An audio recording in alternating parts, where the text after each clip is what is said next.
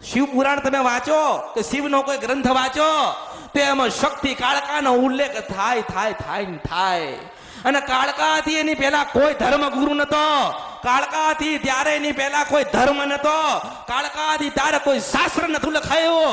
તો કાળકાનું લખેલું માસ્તર ગયું ક્યાં? કોને ભૂસી નાખ્યો? અધર્મીન પાપી વાળા માણસો આયા ને એ લોકોએ કાળકાનું ભૂસ્યું ને એવું કીધું આ માતા તો નિવસ્ત્ર છે. ફોટો બનાવ્યો. શું બનાવ્યો?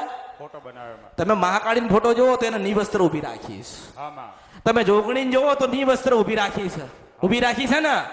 જે આખી સૃષ્ટિ ઢાંક એનું પોષણ નથી કરી શકતી. પણ ચિત્ર દોરવા વાળાને કહું છું તારું નખો જાય. માં કોઈ દાડો નિવસ્ત્ર હોતી નથી.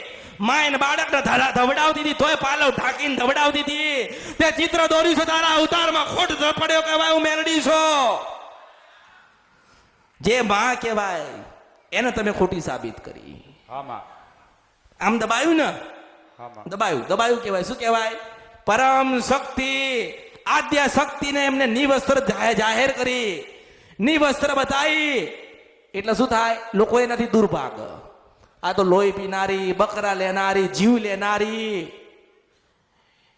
એમ કરી એને નાની કરીને પોતાનો સંપ્રદાય